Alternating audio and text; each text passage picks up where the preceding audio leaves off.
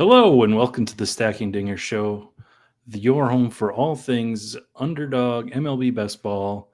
I'm your host, Matthew, aka Sheep, aka Dark Sheep. Tonight we have a packed house. First of all, we have regular co-host Billy Jones is here. What's up, Billy? We have now somewhat similar semi-regular co-host Chris. Chris is here again, and returning guest, kind of original member of the show, Mr. Brendan Tuma is here. So Brendan, of course, if you don't know, is the head of MLB Info at Underdog. He is a contributor to Baseball America, and you can find him at Too Much Tuma on the social media platform. And he has his own Substack where he writes about baseball and different subjects that are interested to him at brendantuma.substack.com. Brendan, welcome back.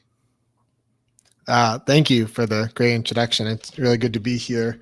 It's true. When they make a movie about the origins of stacking dingers years from now, I'll be central to that very beginning part of it. So I look forward to that. We're going to have to replicate that call that you got Chris and I on together to originally talk about the idea for the show. I was on my lunch break pacing around outside. People probably thought I was a weirdo just pacing around because I can't talk on the phone without pacing. I don't know about you guys.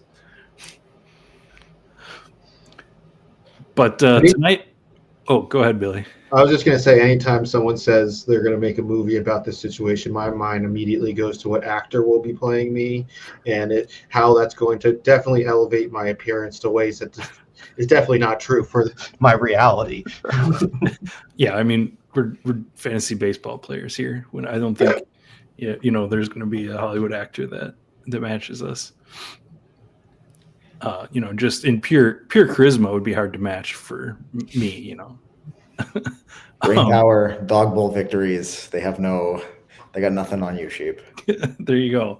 I mean, I don't have a victory either, but anyway, tonight's going to be kind of a fast and loose show, as you can already tell.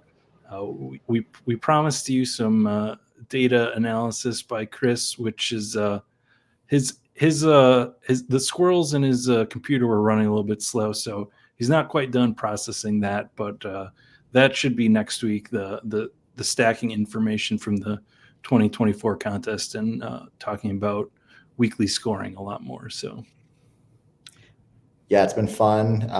It's half baked. I need to make it, fully baked, and we'll have put some slides together. Maybe we can talk through some numbers and some charts and stuff. But yes, that's my promise to the people that within the next week we will be out there talking stacking and all sorts of other fun things. Yeah, so the first thing we want to hit on, Brendan, you have been working on a couple different places. I thought you published a really interesting article on FDN Fantasy about kind of legendary seasons among baseball players. It's something that the legendary running back season is something that's talked about, but there hasn't really been that sort of conversation on the MLB side. So what for you when you were doing that was a legendary season? Yeah, so this stemmed from, and by the way, it's like fully the ideas from Pat Crane's work, who I've talked to him about using that term legendary to describe it, which he was graciously okay with, because it's just like it's the perfect. I don't know. I remember reading that, and avid fantasy football player as well, and that it made a lot of sense in my brain to chase those high-end ceiling outcomes, even amongst the best players. And me thinking through this kind of started with like the changing environment. I think a lot has been made in the past 5 years of MLB, especially with the ball itself. There's a lot of fear every year. People say they don't want to draft a certain way because we don't know what the ball is going to be like, the way it's going to play. Then there was, the banning sticky stuff was a real big change that happened, at some point. And that happened the year after the pandemic year, which was a shortened season with no minor leagues. And then 2 years after that, we had the lockout. So we got a late start to spring training, and then the season. There was all these big changes, expanded postseason,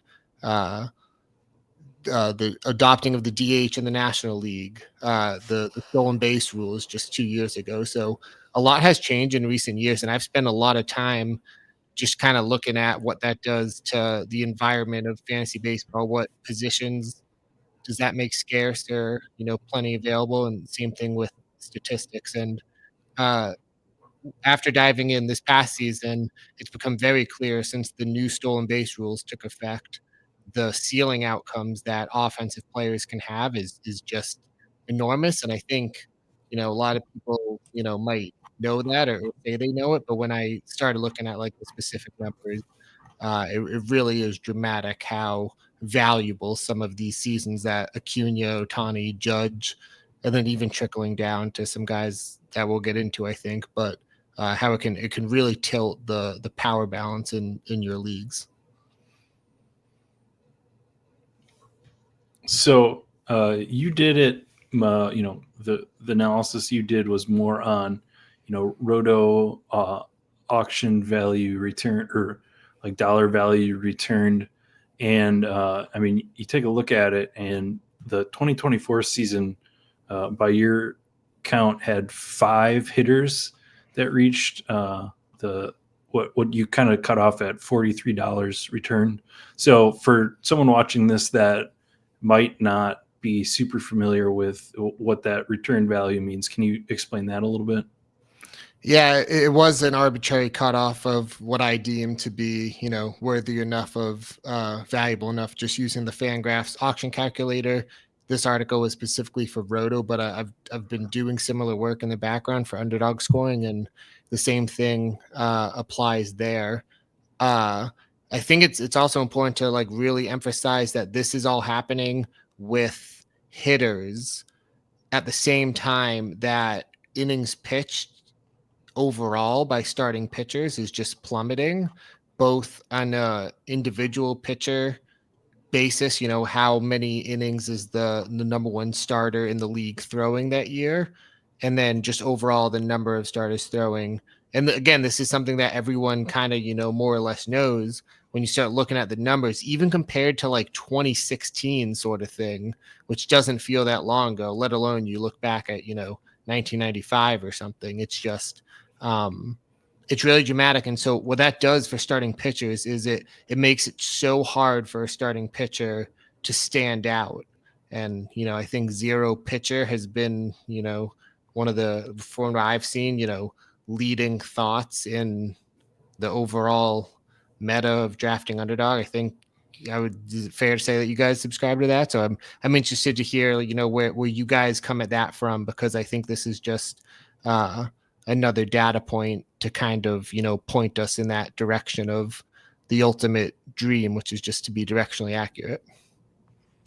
I think for me, as opposed to just being fully zero pitcher and waiting and just picking up kind of the pieces at the end, it's crystallizing more at the top for me, where I was definitely in previous years. I took my fair share of first and second round Spencer Strider and then DeGrom the year before that. And those guys can stand kind of head and shoulders above like the pitchers for a year.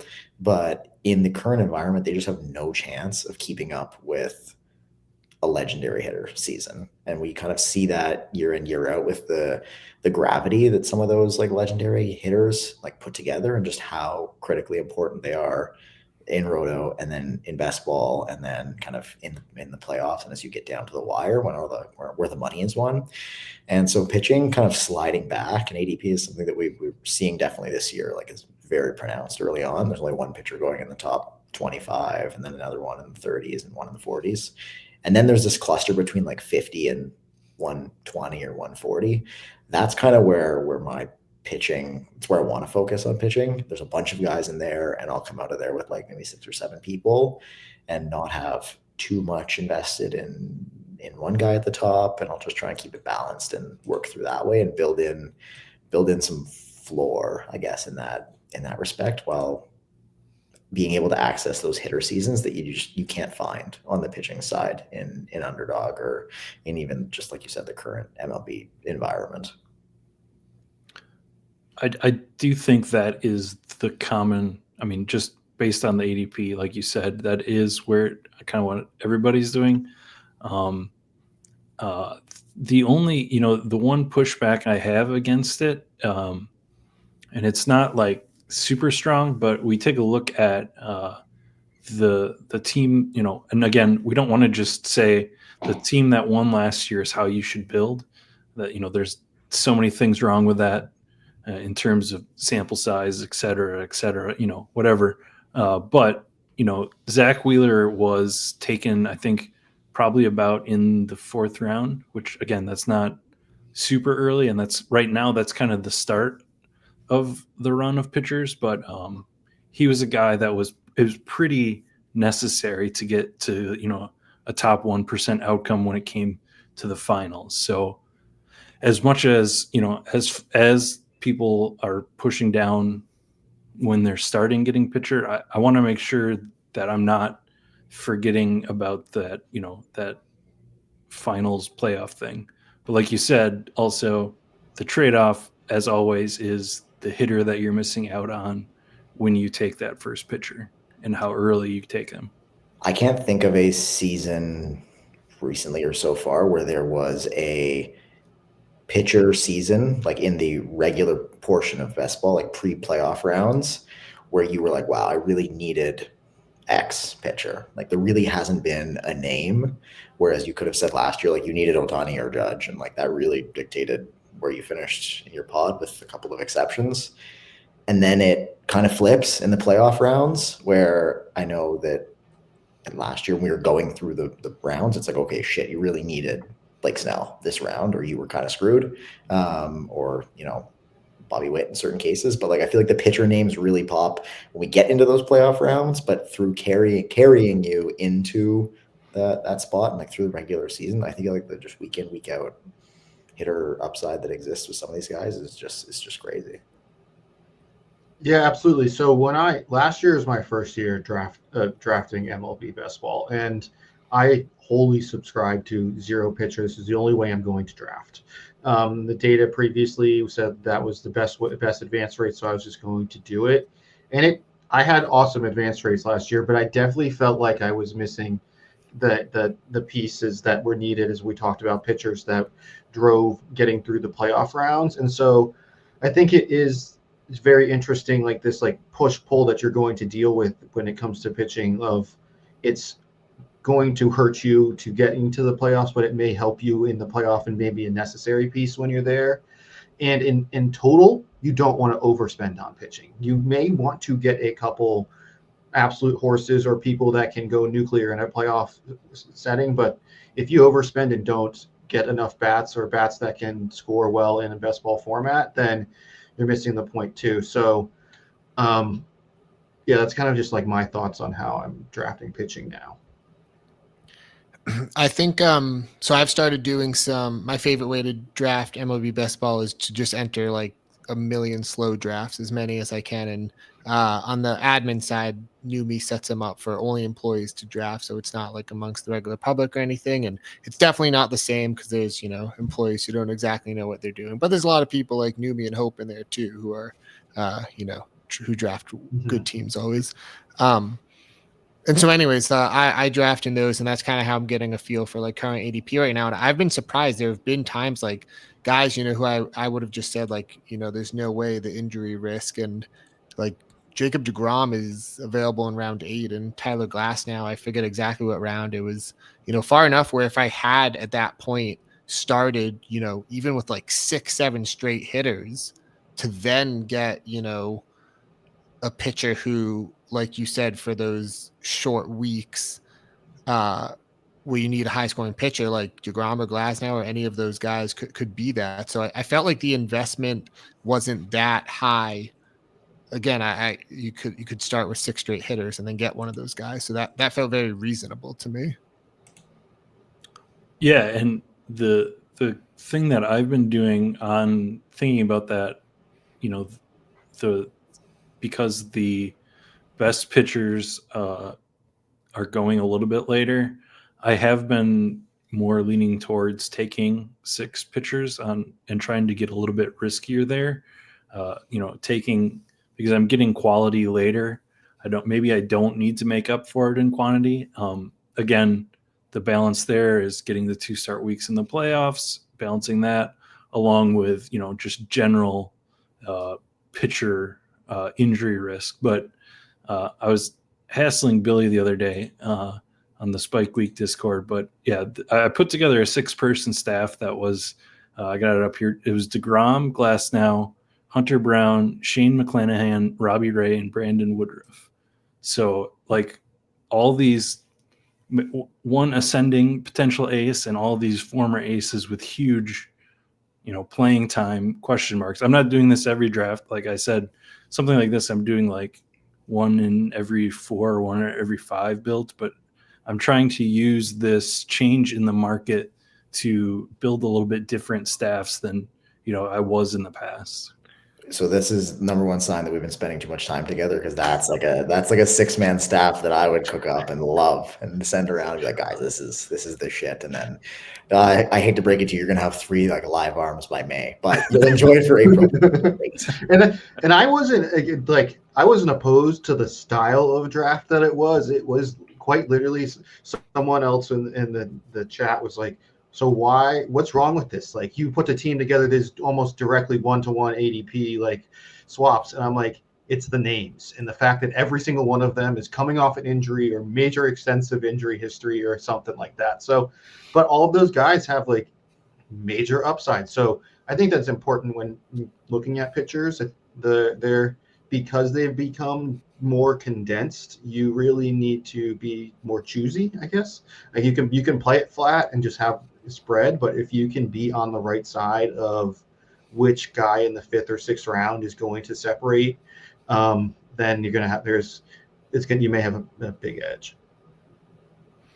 I think something else about this just idea of this, like the balance between hitters and pitchers, is I wrote like a companion piece to the one for the FTN Draft Guide that I published on my Substack. It was about like the history of stolen bases, and it was really interesting. I looked at it from a single season perspective and then just from a league as a whole. And 2024 was the most stolen bases ever we had in baseball, and that accounts for 30 teams. So back in the 50s there was like less teams sort of thing, but there were still like some peaks and valleys even with the changing number of teams throughout the history of MLB. And it was a really interesting thing to do. But something that I noticed is when looking at the balance of homers and stolen bases, is if you looked at like a league-wide scale, let's say in the 90s, there were similar homer and stolen base outputs, but they were 2 different players. It would be Mark McGwire with 70 homers and no stolen base production,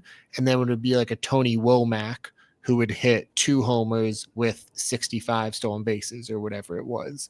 And what the new rules have done, and I think Ohtani really showed, because I think Ohtani showed if anyone wants to start running wild, and they can. I think we saw in the World Series he hurt his shoulder, so there's a risk to doing that, but he was very clearly chasing like 50-50 last year. And stolen bases are such a thing of desire or stat of you just have to be wanting to do it.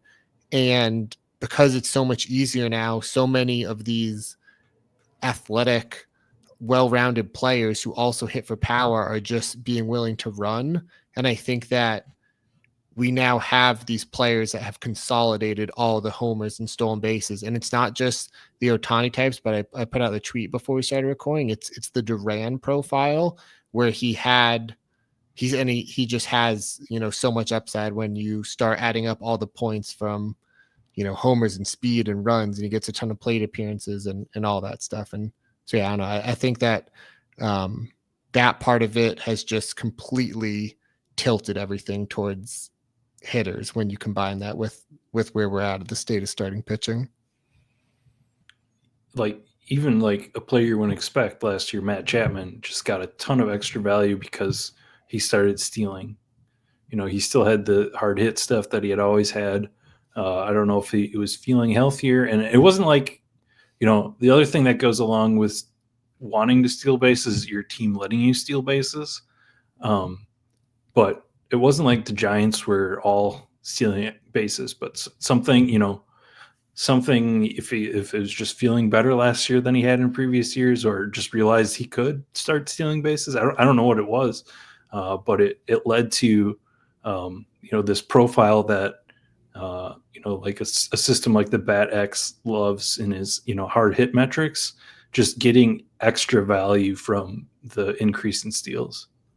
I think that another thing with the point Brendan made about a big part of the stealing equation is how bad do you want it, and like how often are you going to go, and how often are you going to try.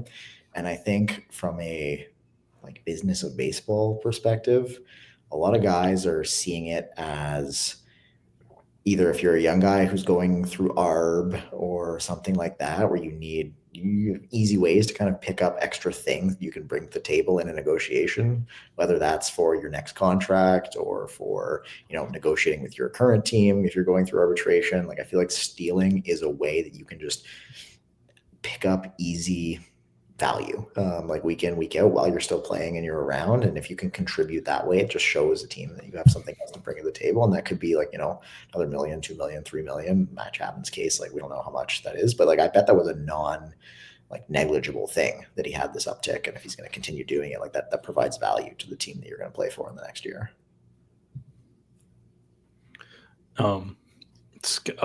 Just randomly, we saw news on someone who I've been mostly out on for Underdog, Mason Wynn, saying he wanted to steal, upwards to 40 bases this year.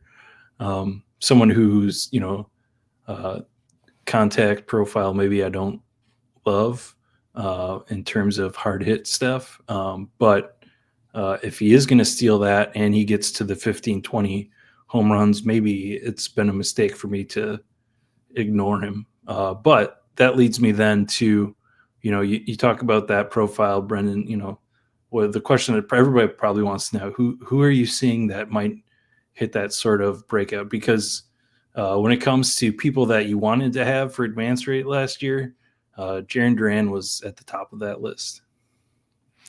Yeah, so I think there's two levels to think of it on. There's the first round level, which is like the Ohtani outcome, and Ohtani is being drafted first overall, so I think everyone understands that. But I think it's okay. So this is what I got to in my stolen base article, because I started going back through the history of just stolen base records, like Ricky Henderson, what he was doing in the 1980s, especially, and just started trying to understand, how many stolen bases have been possible at various points in baseball history and where that could be, headed right now. Because like Chris was just saying, it's a lot about intent. And I think that there's a chance, it doesn't mean it's going to happen, but there's a chance that someone, Acuna a couple of years ago, I think Ellie is a prime candidate.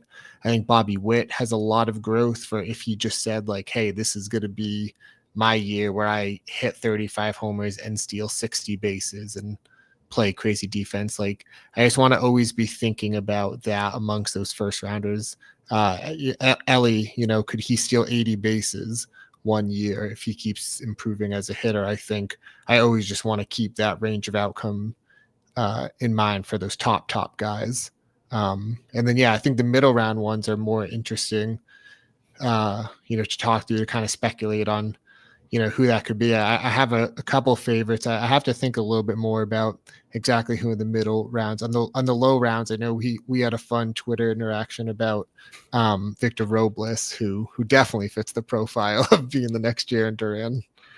Yeah, on my my live draft streams, I've been getting a lot of you're burying yourself, because I've been taking him as my sixth outfielder on a couple of those live draft teams that I've done, because I just saw, ATC projections came out, as we were recording this, and he had, I think 40 stolen bases projected for Victor Robles. It's mostly a bit, but I do think that Robles could actually be this year's Brenton Doyle. I think is the better comp to go for. He doesn't have maybe he doesn't even have Doyle's power, but just in terms of impact that he makes to a roster. I guess anyone else, Billy or Chris, do you have anyone that you have been thinking about in terms of, the Jarren Duran breakout profile?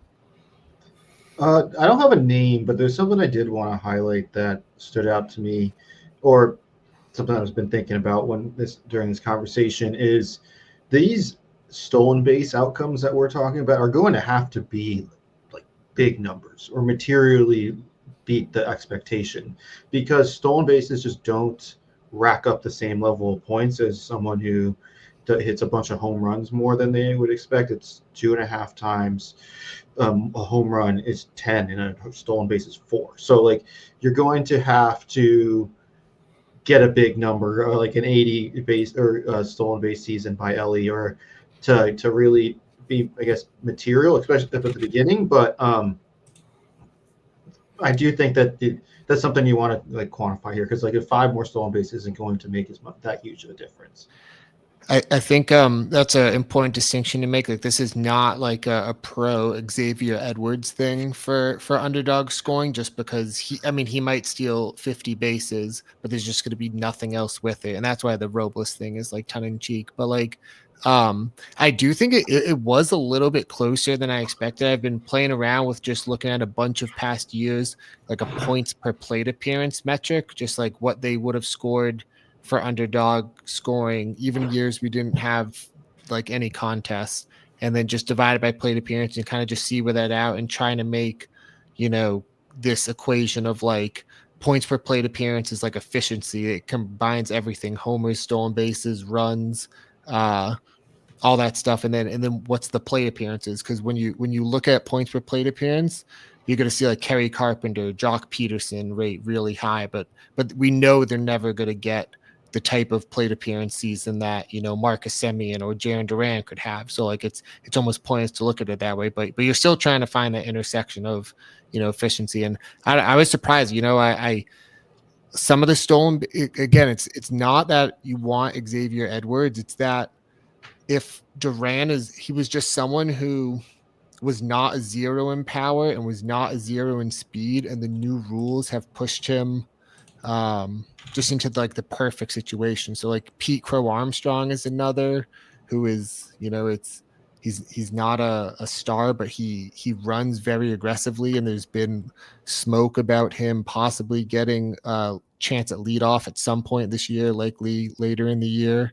But that's just like the type of guy who, even if it's not going to be a Duran type outcome, I think those are like the hitting breakouts where if it all clicks, the upside is really good.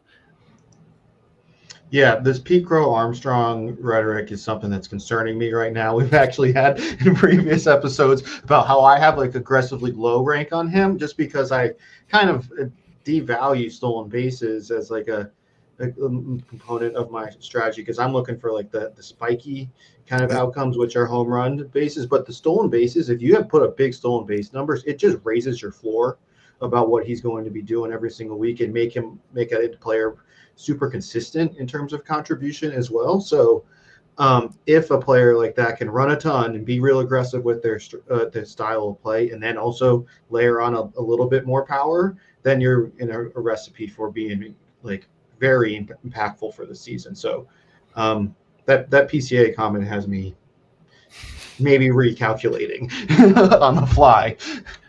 Yeah, I've flip flopped on him through the course of the show so far, but he's even going up more and more. So it's getting tougher and tougher, because it is kind of contingent on him hitting the power levels that we saw at the end of last season more consistently, which would then lead to the uptick in the playing time. Because I'll admit, about being completely wrong about Jaron Duran last year.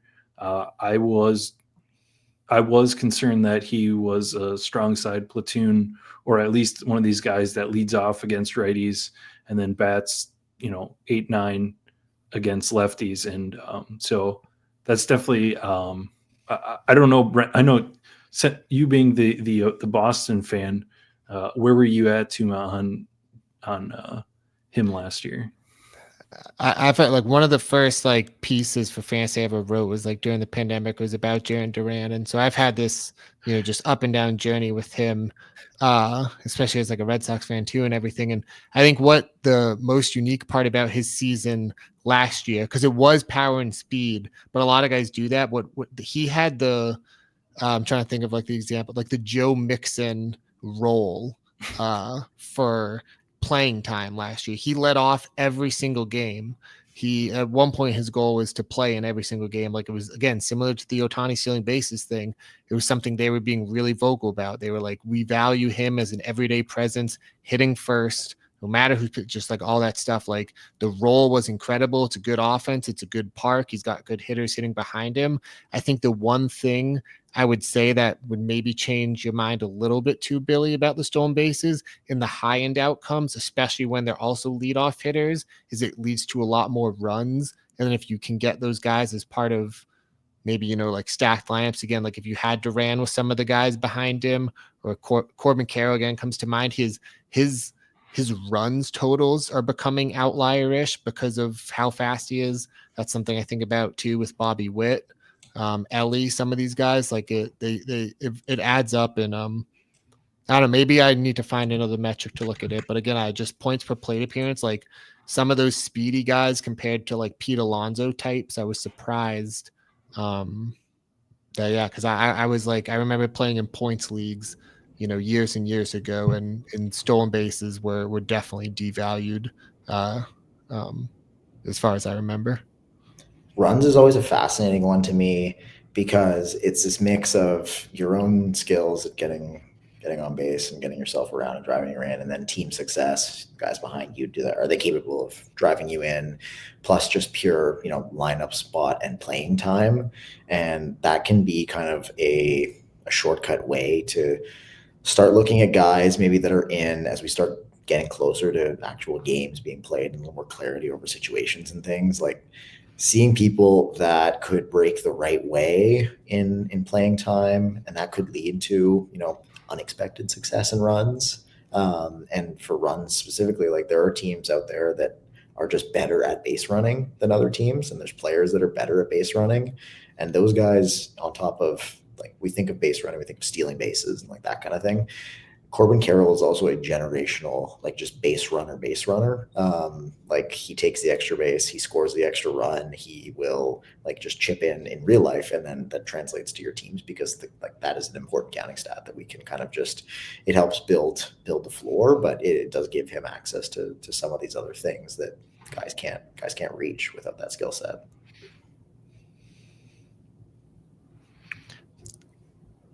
I just have one more thing to tie it all back in, if that's okay, just to like bring it back to starting pitching. Sorry, cut it off. No, go ahead. To close out, because again, like this is something I'm being mindful of, and I'm making a lot of football comparisons tonight. But I do think it's, I think differently about MLB best ball from playing NFL best ball and listening to a lot of content around it. And I think all of us here on this call tonight are trying to push forward the conversation of MLB best ball. I think we all feel there should be more of it. It's a great game that it's not, people aren't taking the approach to it the same way with the same ferocity I see it with the NFL. But anyways, I still love NFL best ball, and just like thinking it through, one parallel that I'm kind of grappling with is I was definitely the type of drafter who was very much hammering wide receivers all the time in drafts this year, and it was very humbling what happened with running backs this season. And not that like to say like pitchers are going to have the impact that running backs had, but it just got me to think more about like what I was talking about before with like at what point in the draft, like what is the correct pivot point of when to move over to pitchers, as something that I don't want to wait too long on. And I think that, Matt, it sounds like you're trying out a lot of different builds with that. But I think I'm trying to mix in, I don't think Chris Sale is going to stay healthy next year. He's someone in past years I would have had 0% of. But I'm trying to, make sure I get him a few times this season. Same thing with Tyler Glasnow. I don't want all those guys on one staff, but again, just trying to mix it in with the philosophy being if I had done that this year with Josh Jacobs and Derrick Henry and all those other guys that I was not taking, that I would have been better off. And yeah, I don't know, that's definitely something that I'm working through still. And one thing on that point is like I'm going to draft more fragile pitching staffs than I did last year for sure.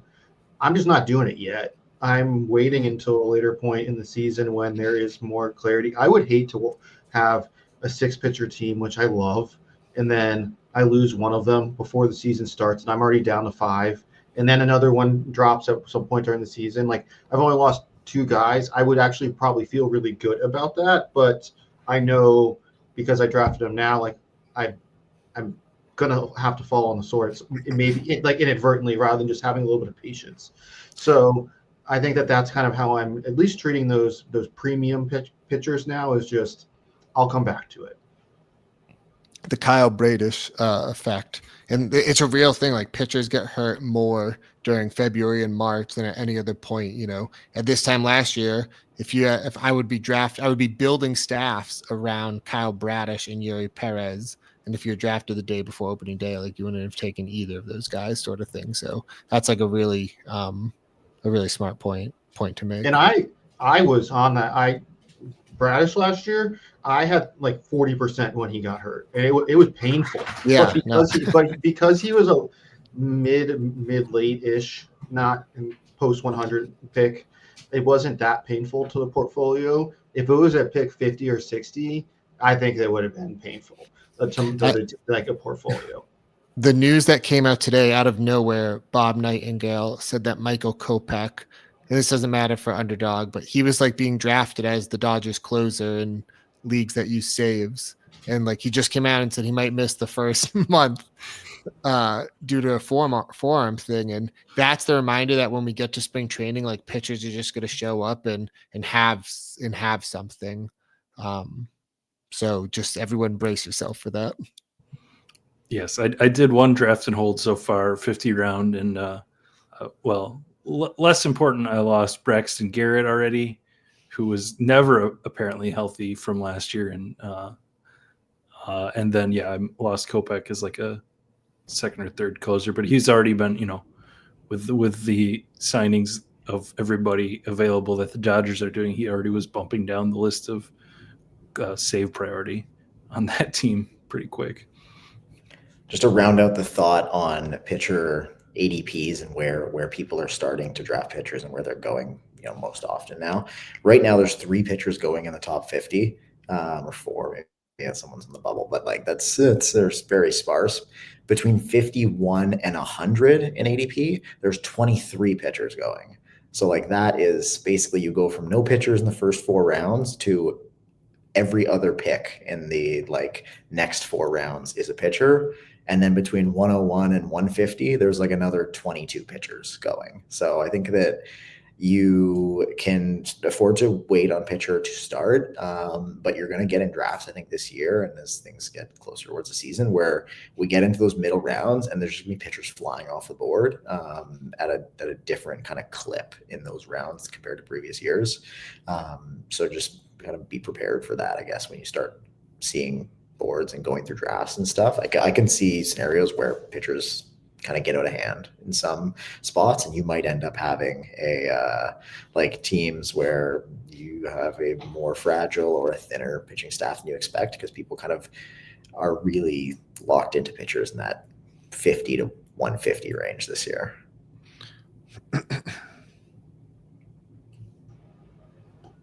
Yes, exactly.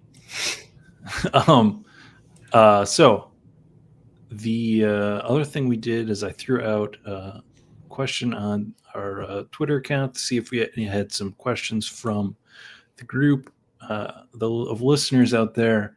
We'll start with a goofy one first. How much Luis Robert is too much Luis Robert? That comes from Mike Mirabito. I think that this is look at my Kyle Bradish cautious tale from last year about you're going to walk in potentially. He's an injury prone player, so I guess it's going to a risk tolerance conversation. He's much cheaper than he has been in the past, so I can understand why someone could want to be way overweight him if he just rebounds back to somewhat of our expectations historically. He's a great value, but he's also not like that cheap. What is he, 60 something pick? And that is a pick, especially in an outfield pick where outfield doesn't produce as much later and there's not as much replaceability. I think it's just a matter of like how much are you willing to risk, and that you may just want to have some patience and load up on him late. My answer is any. Luis Robert is too much, so I'm definitely not in on that risk. Is there a chance, or maybe can he please get moved off of that team? Like that would be really nice. I think if that happens, that like really opens the floodgates, because it just seems like that's just a terrible all around situation, and he was not good last year and hurt, and like it can't be great to like want to get up out of bed every day and go play for a team that's that terrible for like 160 days over the summer. So I think that like if that were to happen, you would see a very sharp rise in interest in Luis Robert pretty quickly, regardless of his landing spot. He is the only White Sox in the top 230. Only one. So it's like could not be in a worse hitting environment. I just think of Byron Buxton with him, like that guy who just keeps always missing time. We're hoping for that potential, and somehow just like on a like that's the other thing is like what part of the year is he just going to be on a team that doesn't help him in his counting stats at all?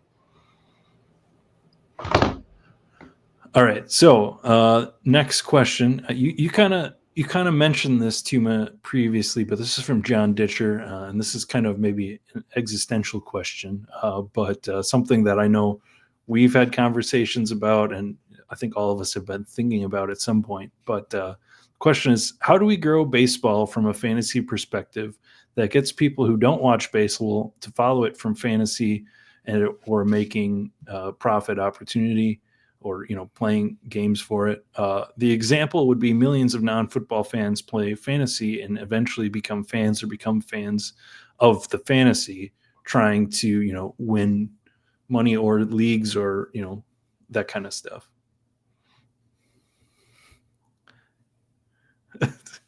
This is a tough question. I don't know if anybody has any like super great answers, but I will just lead off saying that I've personally, doing this show and doing my live streams, each year I feel a little bit more of that downhill momentum. It does feel like people are starting to dabble. So I feel like we're doing it. I also have to say that this isn't just a fantasy underdog thing. MLB like DFS also isn't as popular as NBA and even somewhat golf, and definitely not football.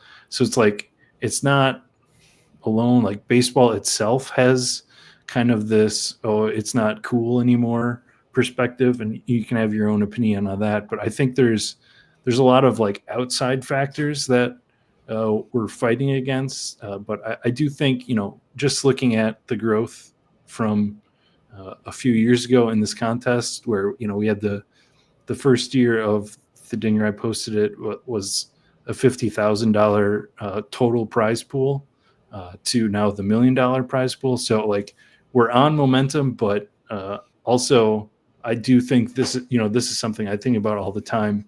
And we talk about when we're planning the show, like how many episodes do we want to specifically dedicate to new players? How do we make sure that we're accessible to people coming over from football that might be trying to dabble in it? How do we also push into the rodeo audience that we know likes to draft? So yeah, this is something we're definitely we're thinking about and working on and trying to spread the word. But I guess that's not an answer, but that's kind of all the thoughts in my head around this topic. Yeah, I think it's traditional, we'll call it that, traditional fantasy baseball. It was my first exposure to fantasy baseball, and it was a head-to-head category. You had to set your lineup every single day.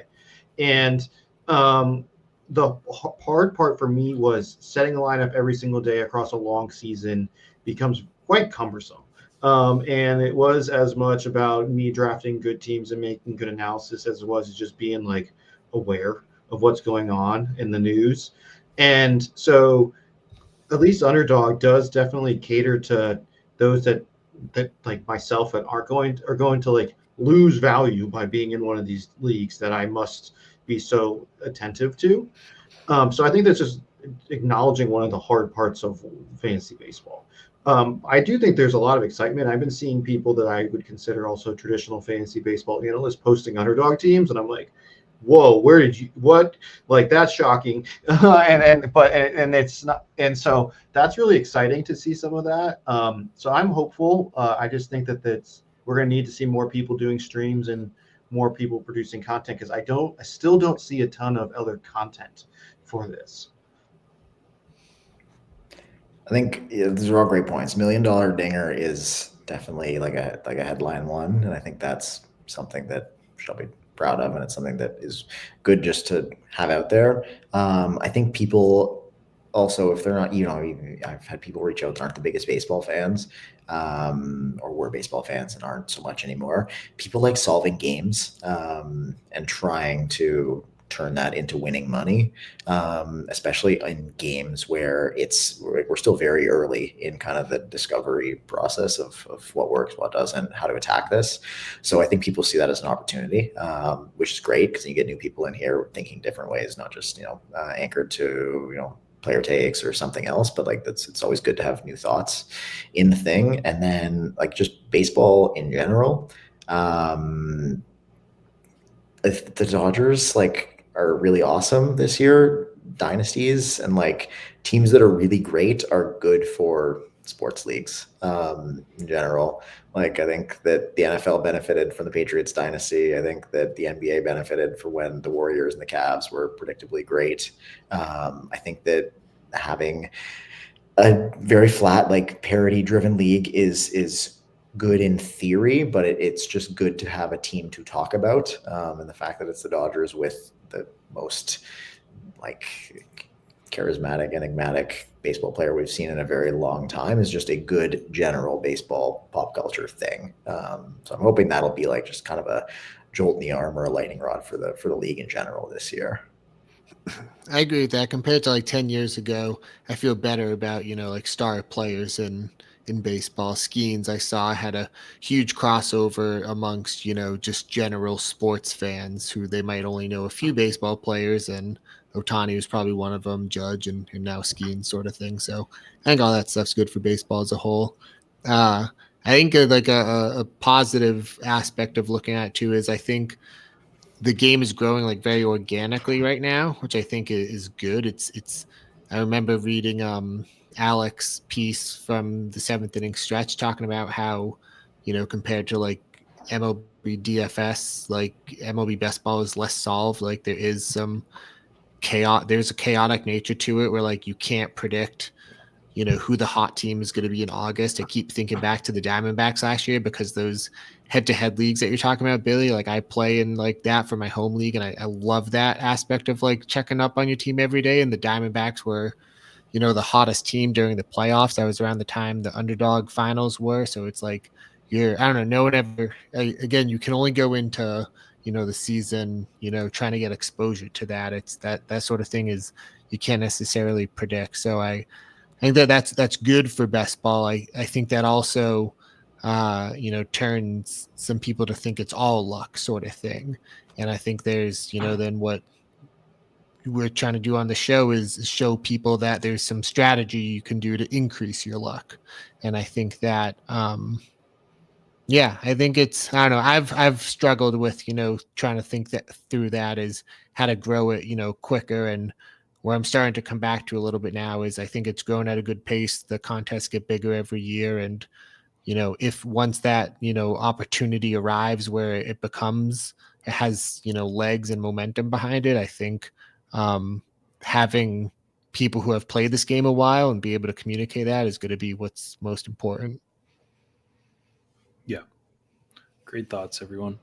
You got something, Billy, to add? I was just going to say, I think that there's a lot more formats that could be applied to underdog contests. Like we have an eliminator, a weekly winners contest. I think this theoretically could work. It doesn't necessarily excite me a ton, but a marathon definitely interests me. Like a full season long points format that has best ball components too. That selfishly me like wanting to redraft the team that was awesome for me in the regular season last year. But I could just see different flavors of these tournaments, and there's different puzzles. So I think that the underdog is definitely a great ecosystem for drafting. Yeah, absolutely. You did mention the eliminator. We did get a couple questions about eliminator strategy. We're going to hold that off to eventually having a more thorough discussion on eliminator and solo entry, and maybe some discussion on how you want to build teams and pick players differently for those. So apologies to those people with those questions. There's also a couple questions in here about stacking that we will hopefully get to next week when we have the stacking data. I don't know if you're analyzing pitchers at all for stacking pitchers, Chris, or we can talk about that now. I will be. Okay. It is interesting, and I think we've looked at it in the past before, and you kind of have an idea of what it might say, and I would say that it's nothing crazy. Some is good, too much is too much. And if it's nothing, then it's nothing kind of thing. So no groundbreaking truths there, but yes, it's definitely on the list of things for us to talk about. Okay, so Cowboy Five Rings, his third question that wasn't to do with stacking is your favorite last round pitchers. So we won't get super, because again we're gonna have a show where we go through all the pitchers again. But right now, let's talk about just a couple of names that maybe you're hovering over, maybe a name that you like clicking, and a name that you're hovering over that you're considering clicking that, but you never get to. So I don't know, Tuma, if in your slows, if you've gotten to late round pitchers, so you might have to guess on that. But anybody late round standing out to you? Here, go to me last. Let me Okay. look up. Then we're going to go to you, Billy, first. Last round pitcher that you like, last round pitcher that you want to like and haven't got there yet. Okay, which of my last round positions do I want to try to blow up? Position, okay. Nick Lodolo is someone who it seems really interesting to me as a breakout candidate. Late round, so cost as well, so I could see that upside. Player that I am super intrigued by. I have picked him a couple times, but I'm like not sure if I'm doing the right thing or not. Is Clay Holmes? I can see the path to him. They say they want 160 innings. None of the projection systems have him at that, but the projected ground ball rate is in a plot on the graph that aren't showing today that is with could be very elite for a starter. And is that impactful for, I don't know. So that's a name that I'm intrigued by. Okay. Chris? I am theoretically intrigued by Jeffrey Springs. When I get into slow draft late round hell and I'm picking 20 different 20th round starting pitchers at the same time, he intrigues me because he had it was 2 years ago in Tampa, that incredible start to the season where he just flashed great stuff and was awesome till he blew out his arm. Leaving the Rays is usually not a good sign for somebody. They're kind of a team that I want. I want players that are going to Tampa, where Tampa finds something to like about them. When they ship guys off, that's usually a red flag. but he's going to the Athletics where he'll get to pitch as much as his arm allows. To be determined how much that is, but he could be a high skill guy on a shit team that gets to pitch a lot and maybe is good. Yeah, for my reaction to both those names is it's all about innings and what they get to this year. Neither of them have a super high track record of health and staying in season to a lot of starts. The one that I'll throw out is DJ Hers, who's I kind of thought he would start moving up. He hasn't quite started moving yet because I've seen some talk and some other people that are in on him.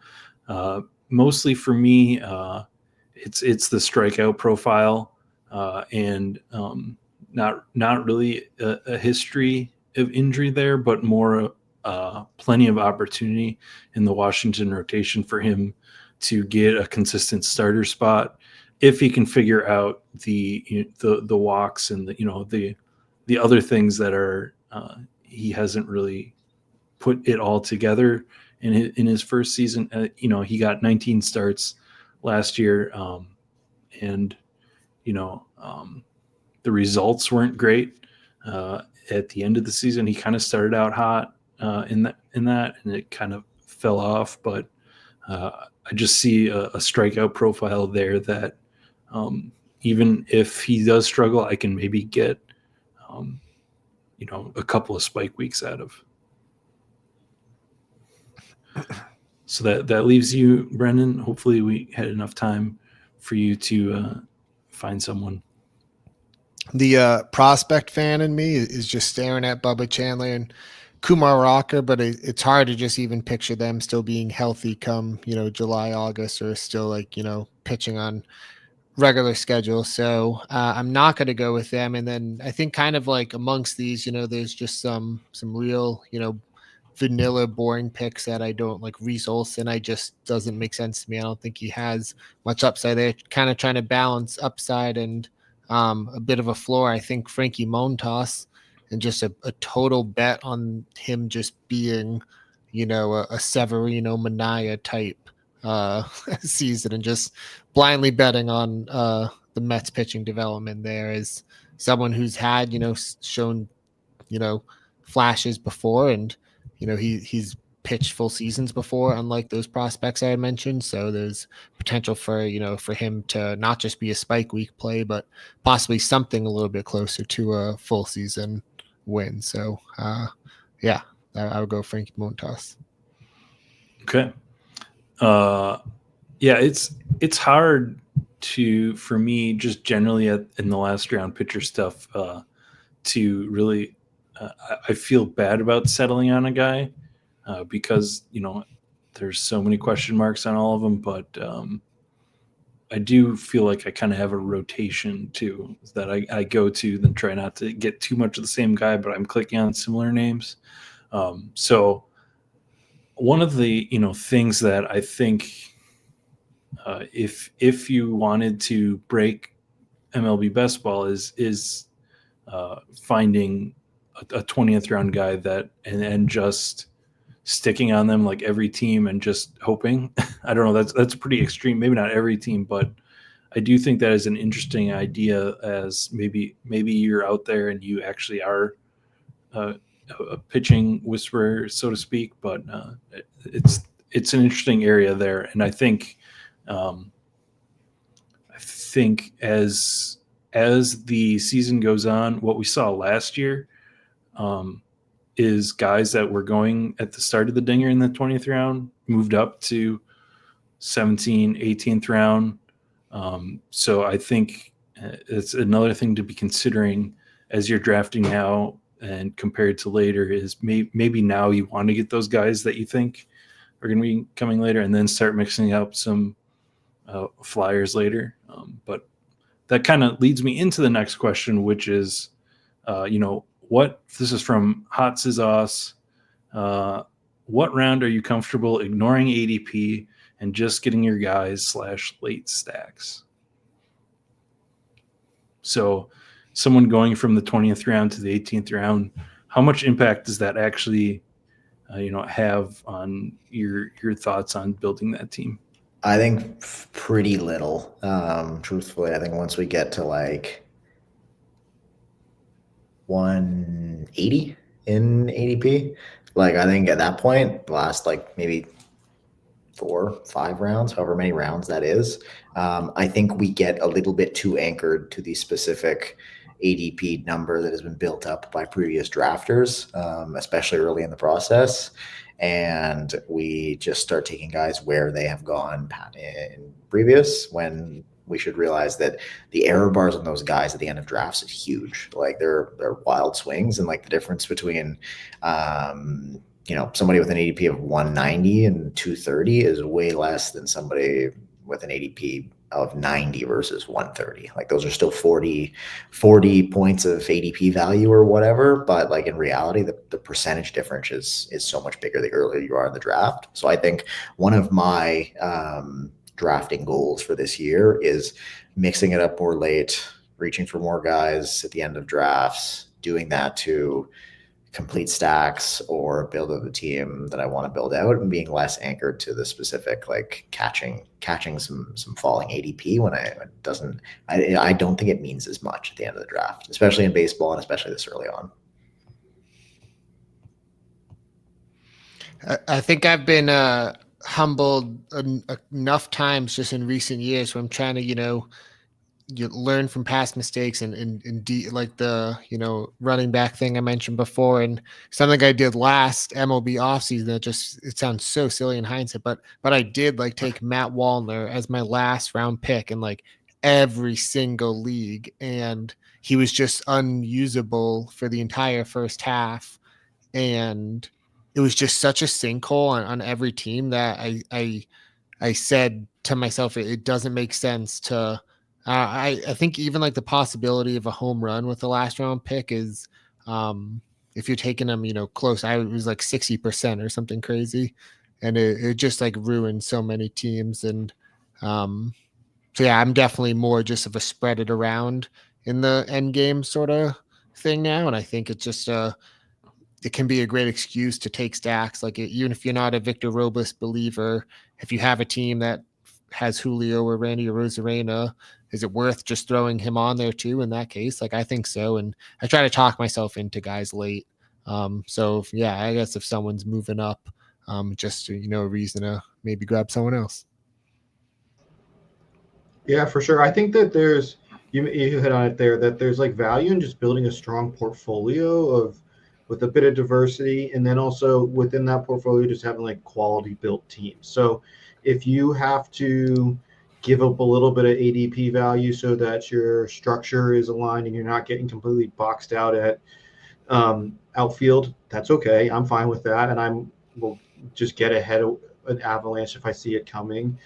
If there's like a big stack that I'm building out for that specific like draft, and I want that as a part of my portfolio, like, and that I'm being intentional about it, I move someone up 10 picks, like at 120 to 110. Like, I don't know.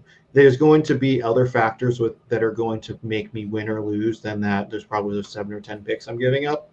And I just would hate to be in a position where I'm like, well, this team's stupid, because I was unwilling to go 5 picks ahead of ADP to set myself up.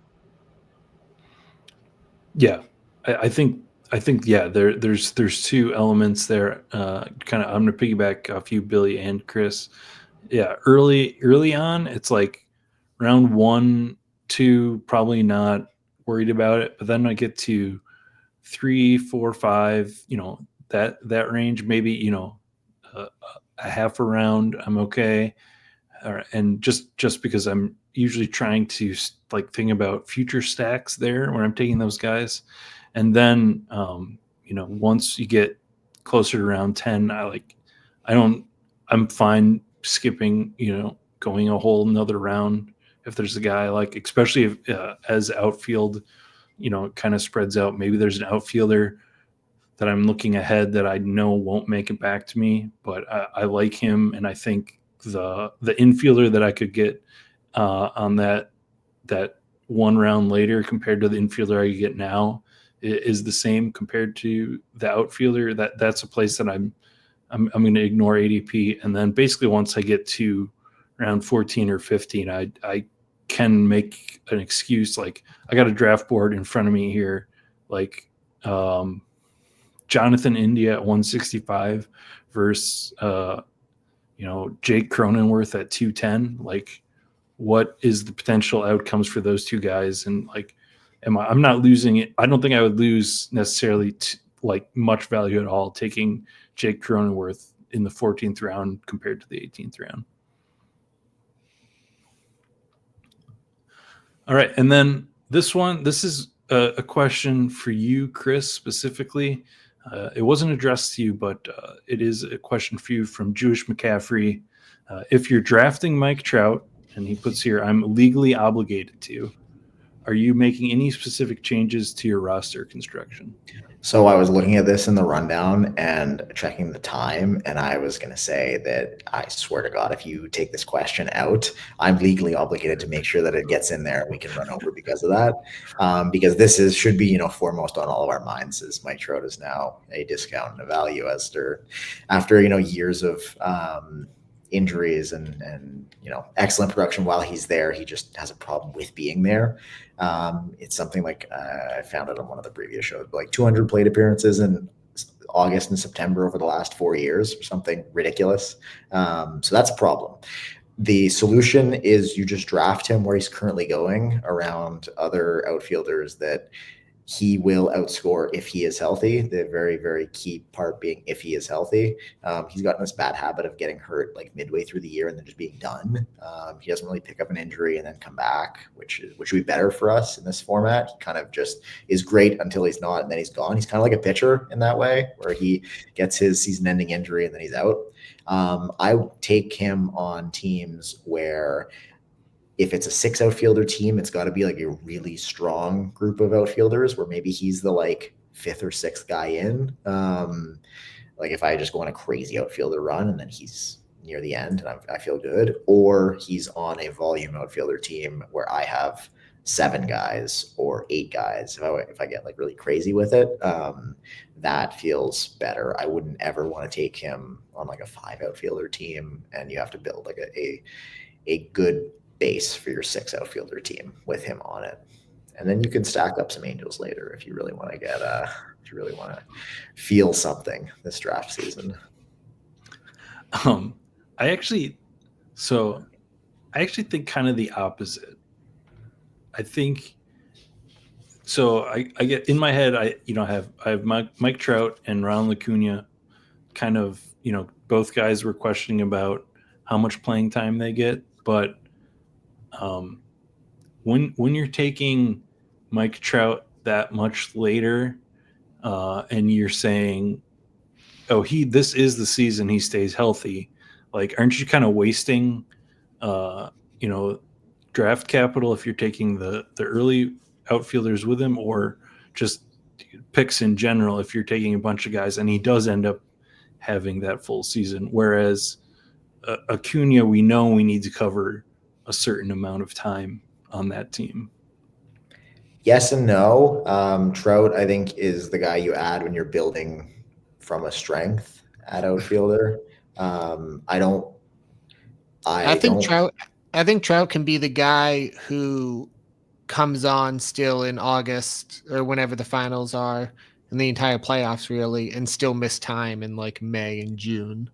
I think he did that a couple years ago. And so like it's within the range of outcomes that he's this like low advance rate, but then like playoff hammer. That'd be awesome. I would love that. I think that you just have to keep that in mind when you're building. I build him as a strength to an outfielder room. I don't want to have to rely on him like week in, week out. The Acuna comp you brought up is really interesting because your Acuna team, he was probably the poster boy for like, how do you build this team, knowing that he is going to be missing a chunk of the season, and then hopefully when he's back and he's great and he's awesome and you're off to the running. Acuna, there's more of a known with, he's missing some period of time at the beginning of the year and you have to build to cover for that. Trout is you think he's going to be there at the beginning of the year, and then maybe you have to build something to cover for him later. So it's a little bit more up in the air, I would say. And I think I was just saying that I think the optimal way to build Trout is going to vary based on what happens. Like if he's healthy the whole season, the optimal way to build Trout is not to be heavy at outfielder and let him be your anchor. But there is a very real way that he's not going to be the anchor that you need because he's not going to be available. But at some point, whether that's early in the season, he's going to get you there, or late in the season, he's going to be a person you had to have. And in that case, he's probably finely valued where he is. And then there's a very real case where he's just way overpriced still because we just aren't going to get as many at bats as we need. So I don't know. I think you might want to think about the 3 different scenarios, or the 2 scenarios where he works, and then another scenario where it just doesn't. Like every player, I guess, but it's not like a uniform. You can only build him this way. You got to. I guess there's 2 kind of polar opposite ways that he's gonna play out. He actually, like, tying it all back together to the hitter outcomes is, if something I'm super curious with him, because if he's not stealing bases, then he does not have that crazy high ceiling. He still has spike week ceiling, but even for the short periods of time, if he's not running, we're seeing the guys who do both what they can do in a short period of time. But I've always been very pro Trout, along with Chris, and so it's definitely a never a 0 Trout situation, no matter where he is in ADP. I think something that could be another topic for another episode is that sort of idea, is kind of just like being willing to say that I'm going to bet on this person for the next, several years, sort of thing, depending on the various price points, like wherever it's at, like, and saying that ahead of time, and then kind of like riding it through, sort of thing. Interesting. Yeah. All right. So that was your questions, and some of the things on Brendan's mind as we brought him in here. Brendan, we appreciate you joining us. It's always excellent to have you here. For sure. Thank you for having me. It's really fun to talk MLB best ball with other people who think about it a lot. Too much, maybe, in fact. So yeah, next week, Chris's Squirrels will be running the computer overtime, and we will have the stacking information and data analysis for the 2024 season. I'm looking forward to that. I know I went back and watched the last year's version and look at the 2023 data, so I'm excited by that. Eventually we'll be, stay tuned. We'll be getting into our, rundowns of all the player positions, and we'll have a few other surprises here and there before that. So for Billy, Chris, Brendan, and myself, thanks for joining, and enjoy those drafts.